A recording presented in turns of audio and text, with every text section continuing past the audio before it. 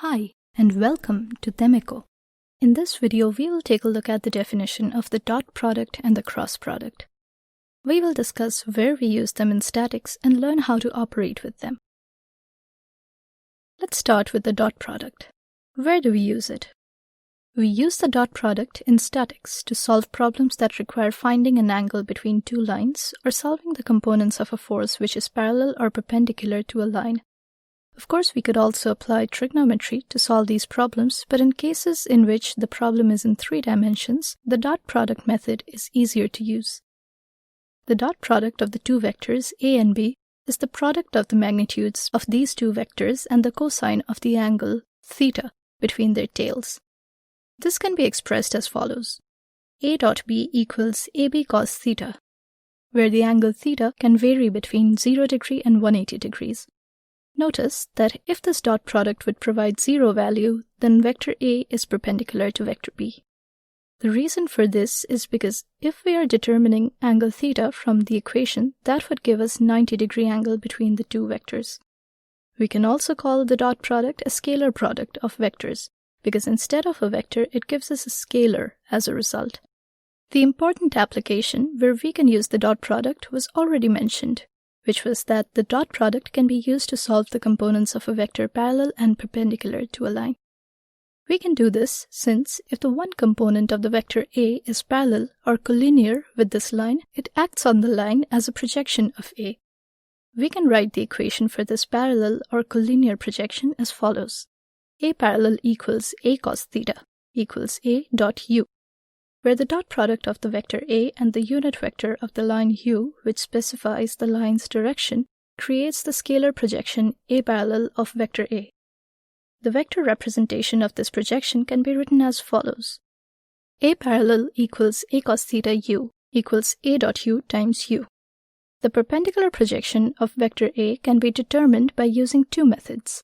One method is to determine angle theta from the dot product equation, after which we can use the angle determined to solve the perpendicular component of vector A by using trigonometry. Another method that we can use, if we know the parallel projection A parallel, is to determine the perpendicular projection A perpendicular by using our familiar Pythagorean theorem. Now that we have covered the dot product, let's move on to the second topic of this video, which is the cross product.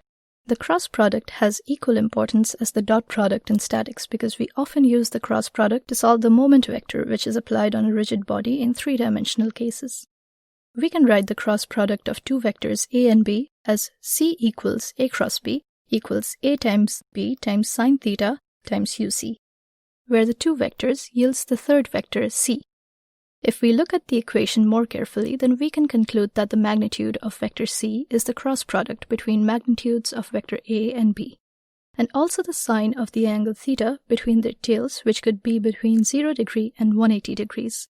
Notice that in the equation, there is also a vector UC, which is a unit vector that defines the direction of vector C. Usually in statics, when we are determining the cross product between two vectors, we use the Cartesian vector formulation. This formulation leads to the equation which can be written in a more compact determinant form as follows. A cross B equals determinant of I, J, K, Ax, Ay, Az, Bx, By, Bz, where the first row of elements consists of the unit vectors I, J, and K, and the third and the second row of elements consists of the x, y, and z components of the two vectors A and B. If we would solve this determinant, then it would lead to the following solution. A cross B equals Ay times Bz minus Az times By times I minus Ax times Bz minus Az times Bx times J plus Ax times By minus Ay times Bx times K. If you don't remember how to do this, then I would recommend you to search for a guide from Google or YouTube. There are some great guides showing you how to solve a 3x3 determinant. I especially recommend checking the tutorial from Khan Academy. It is important that you grasp this concept because this knowledge is needed later on. Hopefully, after watching this video, you know the definitions of the dot and the cross products. You know where we use them in statics, and you also learned how to use them. Thanks for watching and have a nice day.